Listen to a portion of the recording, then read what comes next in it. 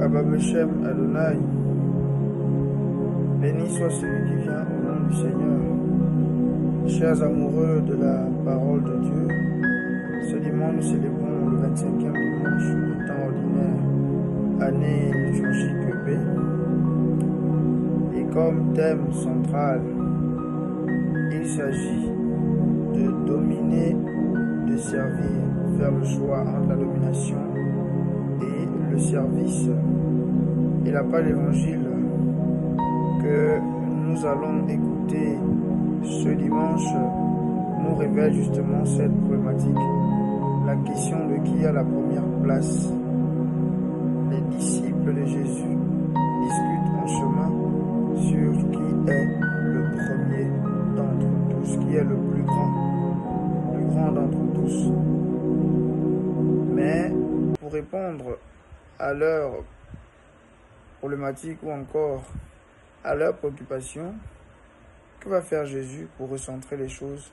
Jésus va prendre un enfant, montrer que celui qui veut être le plus grand doit devenir le dernier, le serviteur de tous. Autrement, le grec dirait celui qui veut être le protos doit devenir l'eschaton ou encore l'eschata par le pluriel. Passer du statut de premier à dernier. Et il montre en exemple un enfant.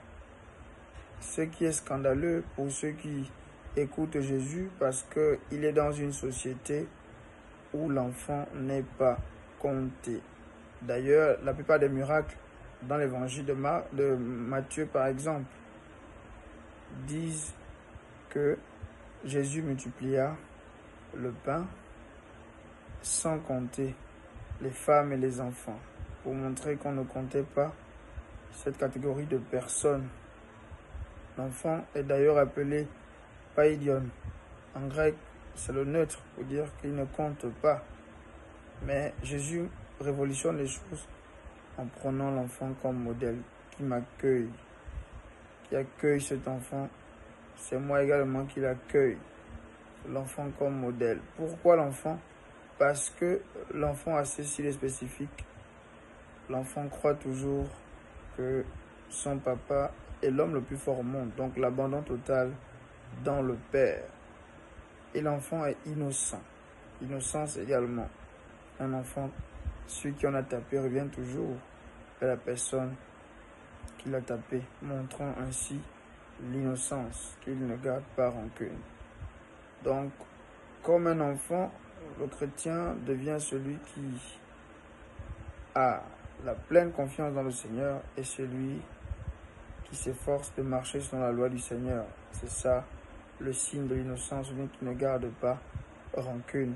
Donc dans une communauté, au lieu de chercher à dominer, au lieu de chercher à oppresser les autres, il faut plutôt chercher à se mettre au service. Et Teilhard de Chardin disait que l'homme n'est grand qu'à genoux, montrant ainsi que ce n'est qu'en se faisant tout petit devant le Seigneur qu'on devient finalement grand, comme disait ce brillant théologien Teilhard de Chardin. Nous apprenons donc en ce dimanche que dans une communauté comme celle de Marc, par exemple, il ne faut pas chercher à écraser ceux qui viennent d'adhérer à la communauté. Il ne faut pas chercher à dominer les plus faibles dans nos milieux de vie, à l'université, où par exemple quelqu'un est arrivé avant l'autre, qu'il traite de petit et de bleu, ou dans nos administrations, où quelqu'un vient d'adhérer, il vient d'être recruté, il est considéré comme un petit, comme celui qui n'a pas de valeur. Il faut valoriser tout le monde. Le véritable chef, c'est celui qui sait se sacrifier pour le bien-être des autres. Et c'est pourquoi Jésus, dans la page de cet évangile, il va rappeler que le Fils de l'homme doit être livré et une fois de plus souffrir de la part des anciens, des chefs des prêtres et des scribes, et il va ressusciter. Mettons-nous au service les uns vis-à-vis des autres. Servons nos frères et évitons de dominer et d'écraser les plus petits. Amen.